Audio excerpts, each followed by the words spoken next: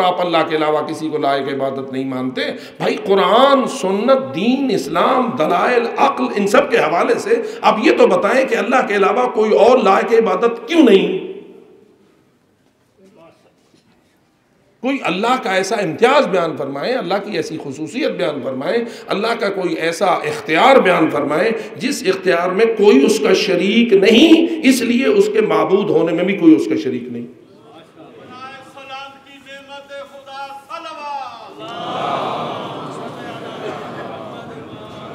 اب قرآن کیا کہتا ہے؟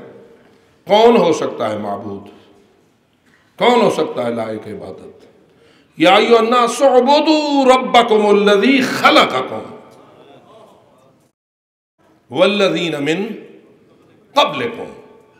اے انسانو، عبادت کرو تو اس کی جس نے تمہیں خلق کیا ہے اور تمہارے ما قبل کو خلق کیا ہے، تمہارے آباء و اجداد اور تمہارے بزرگوں کو خلق کیا ہے.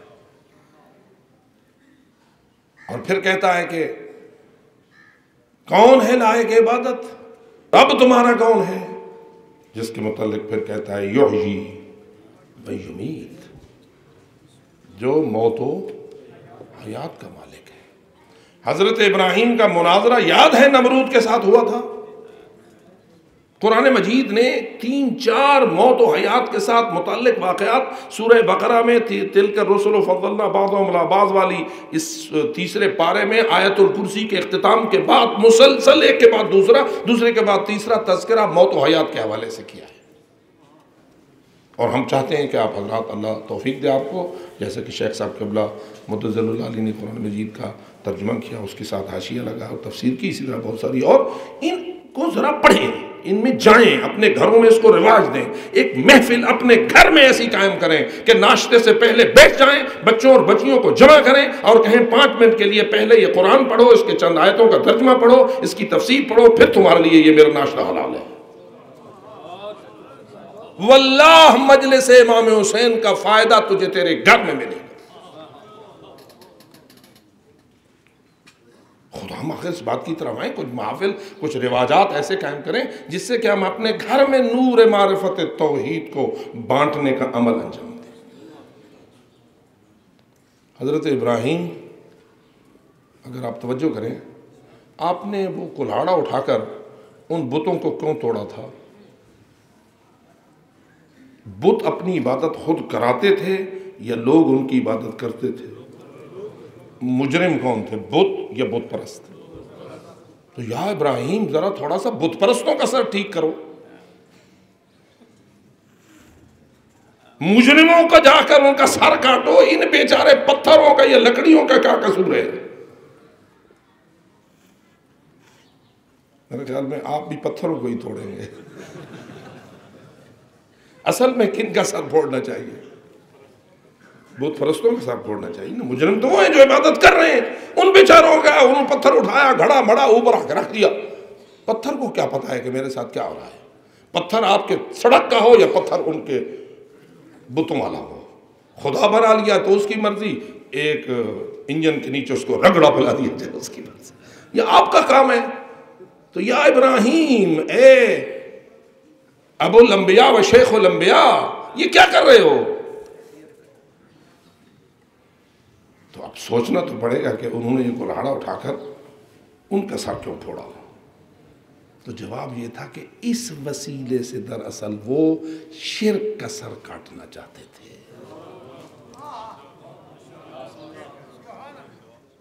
کیسے ہوا؟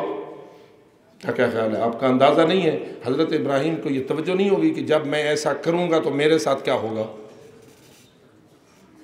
آج چھوٹا سا ایک مالٹا چرانے والا بھی اگر کسی کا مالٹا یا آم چرانے کے لیے نکلتا ہے، اسے پتہ ہوتا ہے کہ میرے ساتھ کیا ہو سکتا ہے. اور جو ان کے معبودوں کو توڑنے کے لیے جا رہا ہے اس کو کچھ پتہ نہیں کہ میرے ساتھ کیا ہونے والا ہے. تو اس کا مطلب یہ کہ ابراہیم نے آمدن علماً جان بوجھ کر، پورا سوچ سمجھ کر، مستقبل کو دیکھ کر، آئندہ کی جنگ کا پورا منصوبہ بنا کے یہ کام کیا. نتیجہ کیا ہوا؟ جب یہ بتوں کو توڑ لیا تو ماشاءاللہ جو ہونا تھا ہوا، سب نے گرفتار کیا. اپنے مجرم کو پکڑا اور پیش کر دیا کس کے پاس؟ نمرود کے پاس۔ اب نمرود خود کیا بنا ہوا تھا؟ یہ خدا کیا ہوتا ہے؟ اب ذرا اس لفظ پہ غور کرو، نمرود رب بنا ہوا تھا یا خدا بنا ہوا تھا؟ اس لفظ پہ ذرا غور کرو۔ ہم کبھی کبھی الفاظ کے جھنجٹ میں الجھ جاتے ہیں اور ہمیں صحیح سمجھ نہیں آتی کہ یہ کیا ہے۔ آپ خدا کسے کہتے ہیں؟ جی سوچنا ہے نا۔ عرب فارسی والے کہتے ہیں یہ فارسی میں اللہ کو کہا گیا ہے خدا۔ کیوں خدا کہا گیا ہے؟ خدا یعنی خود آ، خدا مخفف ہے خود آ کا۔ خود آ کا کیا مطلب؟ کہ جس کو کوئی اور نہ لائے وہ خود آئے،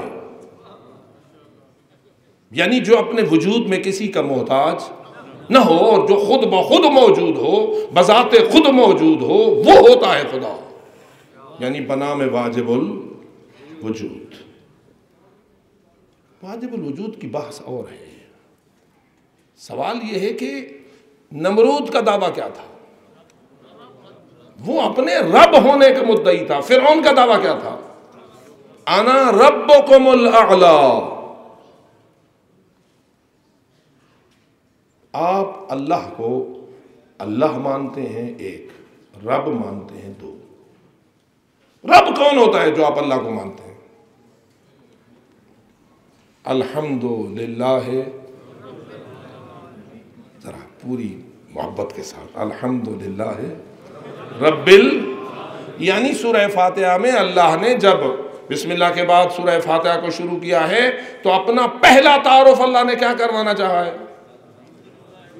میں کون ہوں؟ نام میرا اللہ ہے، کام میرا رب العالمین ہے۔ میں اختیار رکھتا ہوں پوری کائنات کا رب۔ نمرود کہتا تھا میں رب ہوں۔ حضرت ابراہیم کا اصل اس کے ساتھ جھگڑا یا اس کا نزاع یا اس کی مخالفت کی بنیاد کیا تھی؟ کہ ان چھوٹوں کو بھی تو نے رب منوایا ہوا ہے، خود کو بھی رب منوایا ہوا ہے۔ وہ تو ہیں پتھر، وہ تو ہیں جامد، ان کی تو کوئی بات نہیں۔ تو جیتا جاگتا سوچنے سمجھنے والا ایک انسان، اصل میں تو سارا چکر تو نے چلایا ہوا ہے۔ تو اگر ان کو ایسا نہ بناتا تو یہ ایسے نہ بنتے، یہ پتھروں کی پوجا نہ کرتے اگر تو نے اس کام پہ نہ لگاتا۔ تو دراصل بڑا مجرم کون ہے؟ نمرود کا دعویٰ کیا ہے؟ کہ میں رب ہوں۔ اب حضرت ابراہیم اس منزل پہ پہنچے جس کے لیے ساری کاروائی کی تھی۔ کاروائی یہ تھی کہ میں ان کو توڑوں گا، مجھے پکڑیں گے، وہاں اس جھوٹے رب کی عدالت میں مجھے پیش کیا جائے گا، وہاں سچے رب اور جھوٹے رب کا آپس میں مقابلہ ہوگا اور میں ثابت کروں گا کہ اصلی رب کون ہوگا۔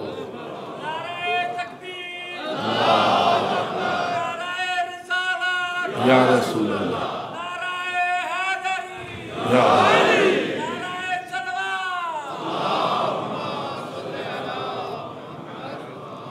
میرے خیال میں اس کو بار بار پڑھنا چاہیے قرآن مجید میں۔ حضرت ابراہیم نے اسے جا کے یہی کہنا تھا کہ تو رب نہیں ہے۔ اب اس نے کہا پھر رب کون ہوتا ہے؟ رب کون ہوتا ہے اس کا جواب اب کس نے دینا ہے؟ وَاتَّبِعْ مِلَّةَ إِبْرَاهِيمَ حَنِيفًا۔ قرآن کہتا ہے کہ اے میرے رسول تو بھی حضرت ابراہیم کی ملت پہ چل، اور کوئی حضرت ابراہیم کے عقیدے سے منحرف نہیں ہو سکتا الا من صفح نفسہ، مگر وہی جو قرآن کے الفاظ میں بے وقوف ہو، احمق ہو، جس کے اندر عقل کا ذرہ موجود نہ ہو، وہی حضرت ابراہیم سے دور ہو سکتا ہے۔ اب حضرت ابراہیم وہاں بیان کر رہے ہیں نمرود کے سامنے، ربی الذی یحیی و یمیت۔ قرآن ہے یا نہیں؟ میرا رب وہ ہے جو زندہ کرتا ہے اور موت دیتا ہے، جس کے دست قدرت میں زندگی اور موت ہو وہ ہوتا ہے رب۔ اب سوال یہ ہے کہ سچا دین کیا ہے؟ ان الدین عند اللہ الاسلام ومن یبتغی غیر الاسلام دینا فلن یقبل منہ وہو فی الآخرۃ من الخاسرین۔ اگر اسلام سے ہٹو گے تو آخرت میں تم ناکام ہو جاؤ گے اور اللہ تمہارے اس دین کو قبول نہیں کرے گا۔ اسلام سے ہٹا ہوا شخص جب مرتا ہے تو ملائکہ اسے کافر سمجھتے ہیں یا مومن۔ وہ حدیث آپ کے درمیان مشہور ہے، یقیناً وہ مناظرے کے باب میں تو بڑی محبوب حدیث ہے، الشرک فیکم اخفا من دبیب النمل، کہ تمہارے اندر شرک چیونٹی کی چال سے بھی زیادہ مخفی رہتا ہے۔ یہ بات فقط پرانے زمانے میں ہوتی تھی یا نئے زمانے میں بھی ہو سکتی ہے کہ الشرک فیکم اخفا من دبیب النمل، اے مومنو تم جو ایمان لائے ہو ممکن ہے کہ تمہارے اندر بھی شرک چیونٹی کی چال سے مخفی چل رہا ہو۔ کون سا مومن جنت جائے گا جو شرک سے محفوظ ہوگا یا شرک سے میں ملوث ہوگا؟ حضرت ابراہیم کہتے ہیں ربی الذی یحیی و یمیت، نمرود کہتا ہے انا احیی و امیت، میں بھی موت دیتا ہوں زندگی دیتا ہوں۔ دونوں کا دعویٰ برابر ہو گیا یا نہیں؟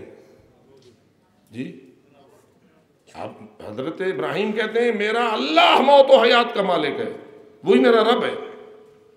نمرود کہتا ہے میں موت و حیات کا مالک ہوں۔ پھر آپ نے سنا آیا نمرود نے وہ ثابت کر دکھایا یا نہیں؟ دو قیدیوں کو بلایا، سزائے موت کا اعلان کیا، ایک کو پھانسی پہ چڑھا دیا، دوسرے کو بری کر دیا۔ اس کے بعد دیکھ میں نے اس کو موت دے دی، اس کو زندگی دے دی، اس سے بڑھ کر اور تو کیا چاہتا ہے؟ میرے خیال میں جتنے نمرود کے دربار میں اس کیس کو سننے کے لیے آئے ہوں گے، کیونکہ یہ کیس معمولی نہیں تھا، ایک قومی مجرم پکڑا ہوا تھا اور پوری قوم اس مجرم کے کیس کا تماشا دیکھنے کے لیے آئی ہوگی، جب اس نمرود نے اس انداز سے اپنے موت و حیات کے مالک ہونے کو اور رب ہونے کو ثابت کیا ہوگا تو کیا خیال ہے تالی بجی ہوگی نمرود کے حق میں یا نہیں؟ واہ واہ کی ہوگی ان لوگوں نے نمرود کے حق میں یا نہیں؟ ماشاءاللہ وہ سارے انسان تھے یا نہیں؟ کھوپڑی والے انسان تھے یا نہیں؟ دو ٹانگوں پہ چلتے تھے یا نہیں؟ ہماری طرح کھانا کھاتے تھے یا نہیں؟ ہماری طرح کے وہ بشر تھے، ماں باپ بھی ان کے بشر تھے، ہماری طرح کے وہ انسان تھے، لیکن معلوم ہوتا ہے انسان کو فکری طور پر کبھی اتنا پست کر دیا جاتا ہے اور اتنا محدود کر دیا جاتا ہے کہ پھر وہ نمرود کے اس قسم کے دلائل پہ داد دیتا ہے، مغالطہ۔ اور میں کبھی کبھی سوچتا ہوں اے اللہ جب تو قرآن مجید کو نازل کرنے لگا اور اس واقعے کو قرآن بنا کر پیش فرمانے لگا تو کیا ضرورت تھی کہ تو اس حیات و موت کے تذکرے کو بھی بیان کرتا؟ وہ آخری بات تو کیوں نہ کر دیتا پہلے ہی کہ حضرت ابراہیم نے نمرود کے مقابلے میں کہا میرا رب وہ ہے جو سورج کو مشرق سے طلوع دیتا ہے، اگر تو رب ہے تو فأت بہا من المغرب۔ اللہ کو کیا ضرورت پڑ گئی کہ حضرت ابراہیم کی اس قسم کی دلیل کو قرآن بنا کر پیش کرے جس کا جواب نمرود نے دے دیا اور نعرے لگوا دیے، اور اللہ نے بھی اس واقعے کو بیان کر دیا۔ کیونکہ اگر وہاں تک قرآن ہو تو پھر تو ایک بندہ سوچتا ہے کہ نمرود نے تو حضرت ابراہیم کو شکست دی کہ اس نے موت و حیات کا مالک اپنے آپ کو ثابت کر دیا، اور حضرت ابراہیم کو ایک دوسری دلیل دینی پڑی جس کے بعد وہ فبہت الذی کفر ہوا۔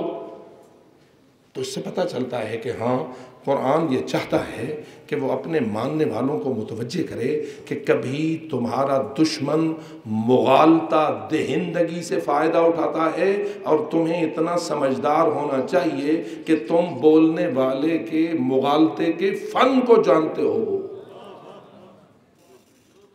سب سے پہلی تعقیبات کی دعا جو کہ شیخ عباس قمی نے بھی نماز کے مشترکہ دعاؤں میں لکھی ہے، لا الہ الا اللہ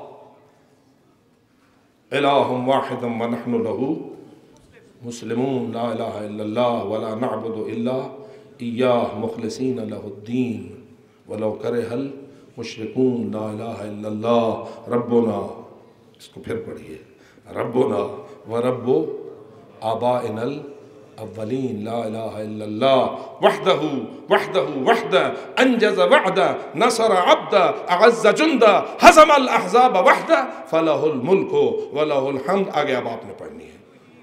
یحیی و یمیت